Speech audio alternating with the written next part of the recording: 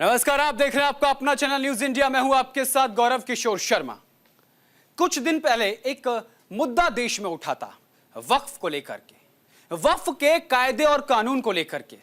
लगातार वक्फ पर सवाल उठ रहे थे क्योंकि उनके कानून में ऐसा प्रावधान कि वो जिस जमीन की ओर इशारा कर दें वो जमीन वक्फ की हो जाए, और अगर आपको इस पर कोई आपत्ति है तो इस आपत्ति को भी अगर आपको दर्ज कराना है तो वो सिर्फ वक्फ के कोर्ट में ही होगी, यानी कि जो भी कुछ होगा वो वक्फ में होगा।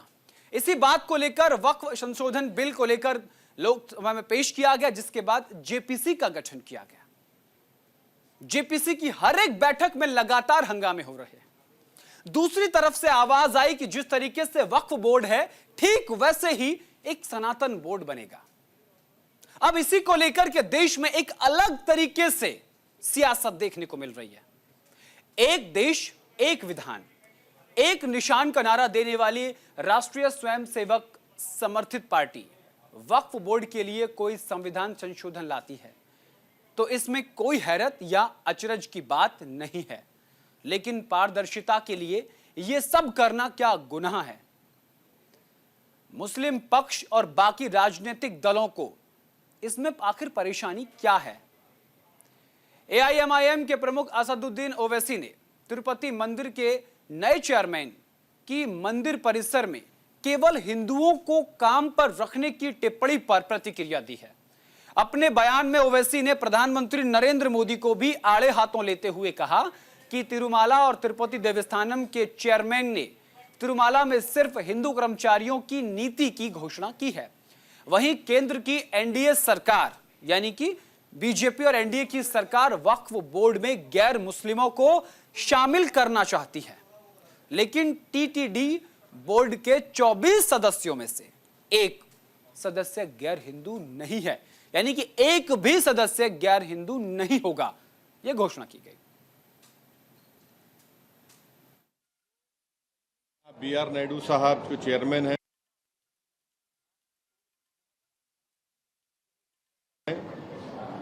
उसमें जो 24 मेंबर्स है बोर्ड के, उसमें एक भी नॉन हिंदू नहीं है। क्यों नहीं है? इसलिए नहीं है क्योंकि टीटीडी का जो बोर्ड का जो सेक्शन है, सेक्शन 96, उसमें ये लिखा गया है the persons 96 subsection 2 the persons appointed as members under subsection 1 shall be persons professing Hindu religion। तो जितने 24 मेंबर बनाए गए हैं टीटीडी के, वो पूरे के पूरे हिंदूज हैं, नॉन हिंदू नहीं है, नंबर 1। दूसरी चीज ये है कि अगर आप 96 सेक्शन 96 को देखेंगे of part 14 of Andhra Pradesh charitable Hindu religious act 1987, तो वो प्रिस्क्राइब करता है कंडीशंस को, और वो सेक्शंस आप बोलेंगे कि पूरे के पूरे हिंदू धर्म के मानने वाले रहना। फिर आप आ जाइए section 106 executive officers, joint executive officers Tirumala Devasthanam के, सबसेक्शन 2 ये बोलता है कि पूरे के पूरे हिंदू रिलीजन प्रोफेस करना। फिर सेक्शन 97 देख लीजिए हम, और फिर जो नए चेयरमैन बनाए गए वो ये बोल रहे हैं कि जो कोई भी वहां पर काम करेगा, ये तो ट्रस्टी हो गए, जो कोई भी वो काम करेगा वो हिंदू होना चाहिए।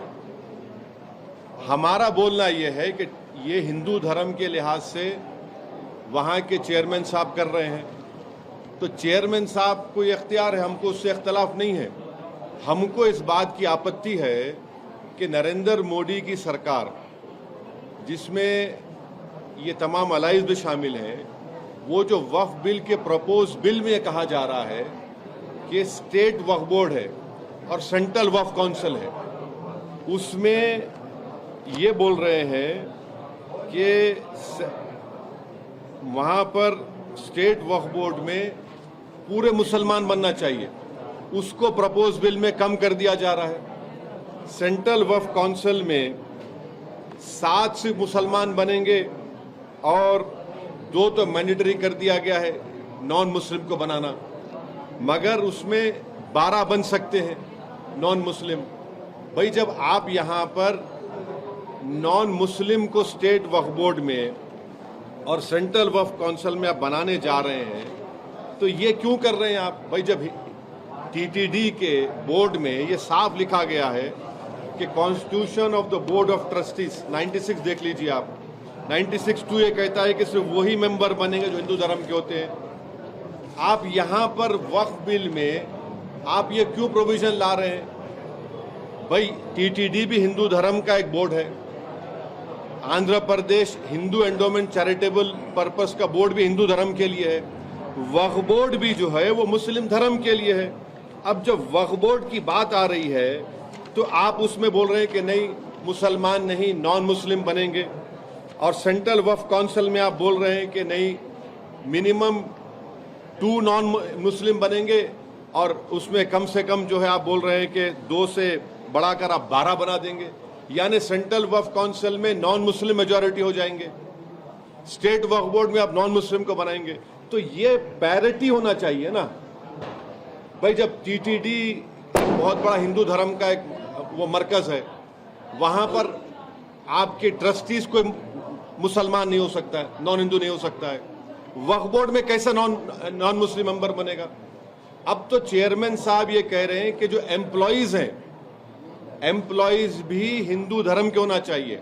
और आपके देखने वालों को आपको समझने की जरूरत है कि भारत के संविधान में आर्टिकल 25 में हिंदू धर्म का मतलब क्या है? जो हिंदू है, सिख है और आपके बौद्ध मजहब का है और जैन है।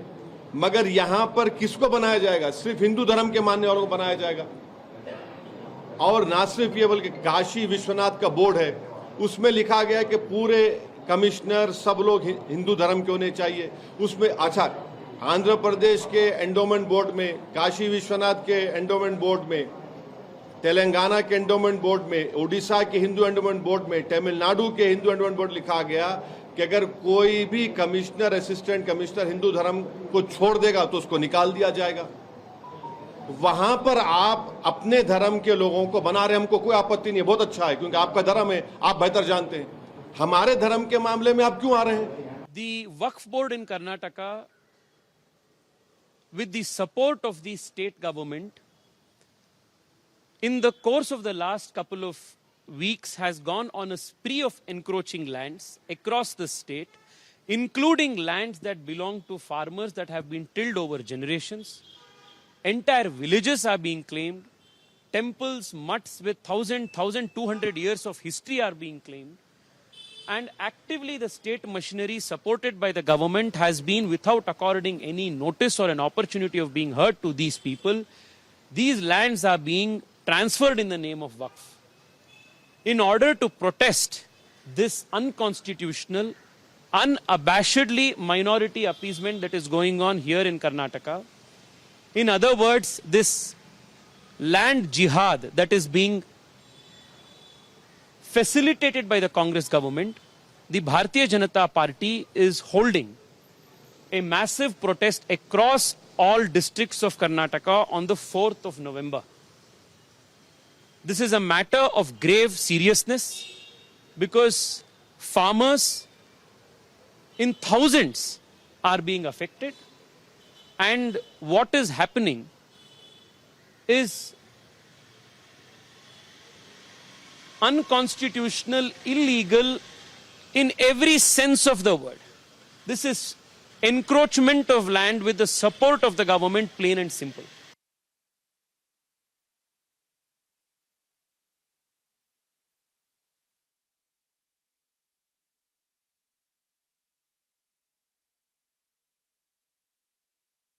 वक्फ बोर्ड को लेकर के लगातार सियासत देखने को मिल रही है, क्योंकि वक्फ बोर्ड पर एआईएमआईएम प्रमुख असदुद्दीन ओवैसी ने निशाना साधा है। उन्होंने हिंदुओं की नियुक्ति पर सवाल उठाए हैं। उनका कहना है कि वक्फ बोर्ड में एक गैर मुस्लिम यानी एक हिंदू चलेगा, लेकिन जो हिंदू बोर्ड बन रहा है उसमें किसी भी मुस्लिम को जगह नहीं दी गई है। आखिर ये भेदभाव क्यों? आप हमारे में टांग मत अड़ाइए, ऐसा असदुद्दीन ओवैसी कह रहे हैं। अब इसी पर पलटवार करते हुए युवा मोर्चा के राष्ट्रीय अध्यक्ष साफ तौर पर कहते हुए नजर आए कि अगर वक्फ बोर्ड मंदिरों को भी अपना बताएगा तो सनातनी शांत नहीं बैठेंगे। चलिए अब हम आपको बताएंगे कि पुराना कानून क्या था, नया कानून क्या है और किस तरीके से लोकसभा में जब इसको लेकर किरेन रिजिजू जी ने आवाज उठाई तो उसके बाद लगातार सियासत जो है वो देखने को मिली। नेता प्रतिपक्ष राहुल गांधी ने भी इसको लेकर आवाज उठाई, अखिलेश यादव ने भी इसको लेकर आवाज उठाई है।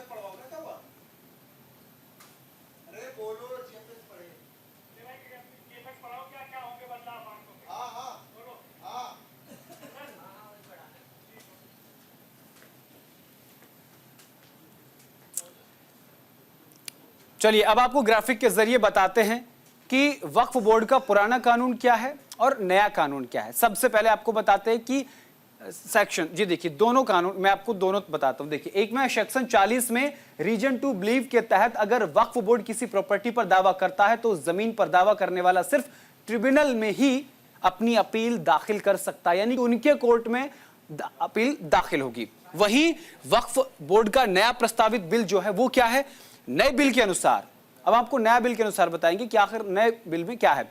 वक्फ बोर्ड का जो प्रस्तावित बिल है उसमें नए बिल के अनुसार जमीन पर दावा करने वाला ट्रिब्यूनल के अलावा रेवेन्यू कोर्ट, सिविल कोर्ट या हाई कोर्ट में अपील कर सकेगा।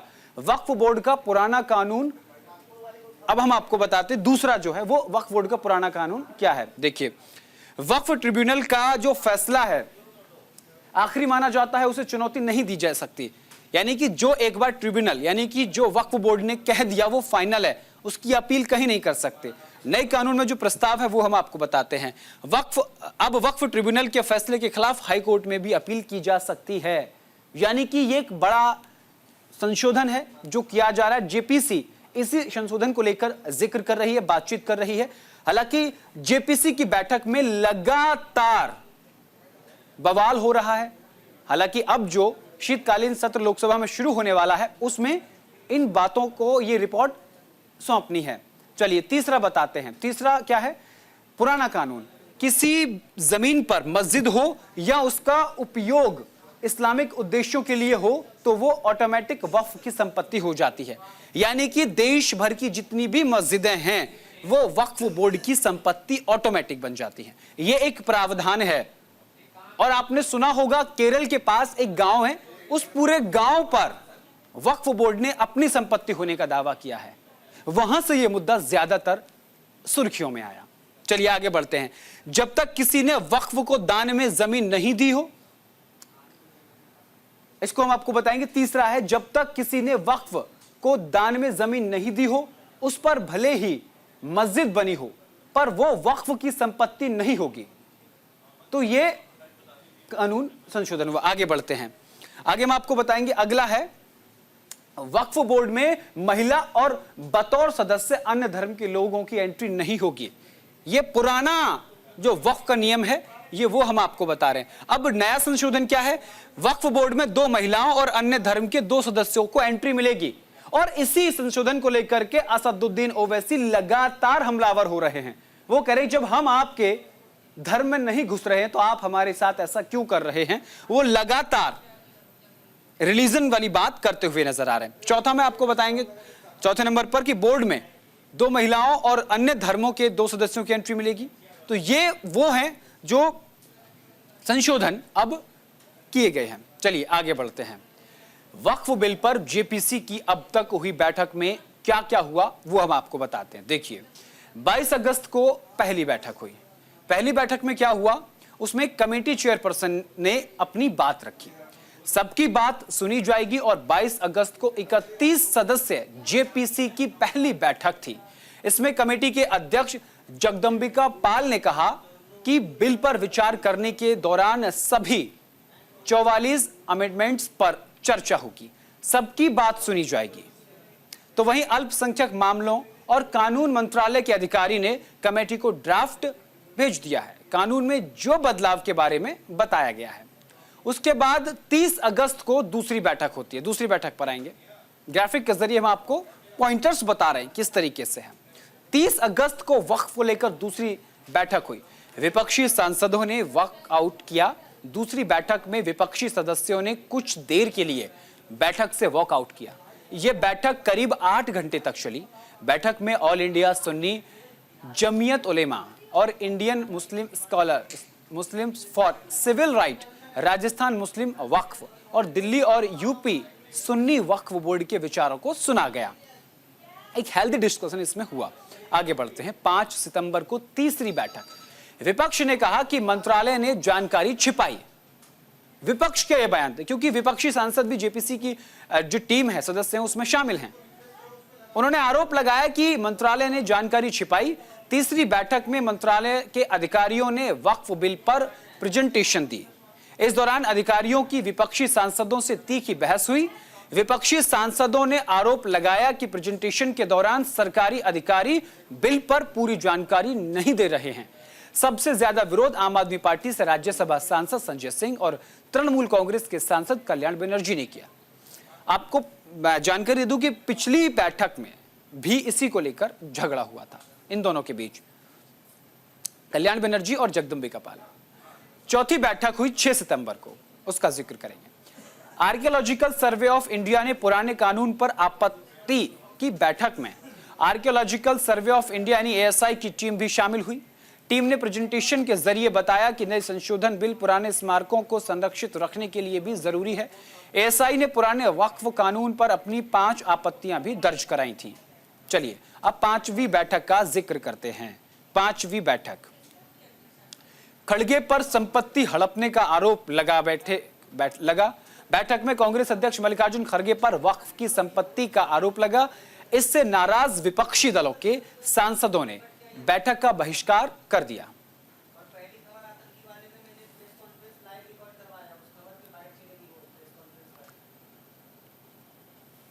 चलिए अब हम आपको वक्फ का इतिहास बताएंगे।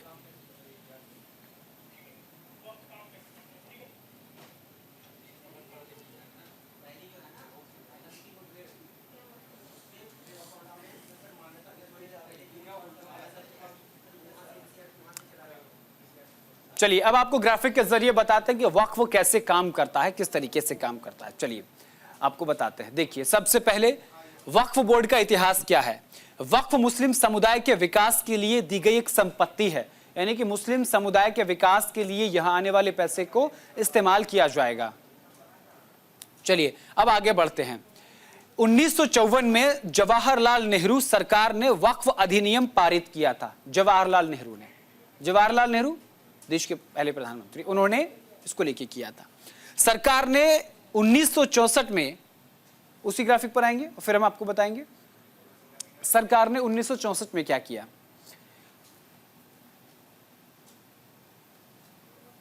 चलिए, वक्फ बोर्ड ने सुनिश्चित करने के लिए जिम्मेदार है कि वक्फ संपत्ति का मिले आय का इस्तेमाल मुस्लिम समुदाय में विकास करे, यानी कि जो संपत्ति वक्फ के पास आएगी वो मुस्लिम समुदाय के विकास में, अल्पसंख्यकों के विकास में लगाई जाएगी। बिहार, उत्तर प्रदेश जैसे राज्यों में भी इसको लेकर के बवाल देखने को मिला। वक्फ बोर्ड के पास करीब 8,07,000 संपत्तियां हैं, जिनका कुल क्षेत्रफल करीब 9,04,000 एकड़ है। तो ये है वक्फ का इतिहास, कहां से कितनी कितनी जमीन जो है वो इनके पास ली गई। तो फिलहाल के लिए तिरुपति वक्फ और ओवैसी में मेरे साथ इतना ही। देश और दुनिया की तमाम बड़ी और अहम खबरों के लिए देखते रहिए सिर्फ न्यूज़ इंडिया। नमस्कार।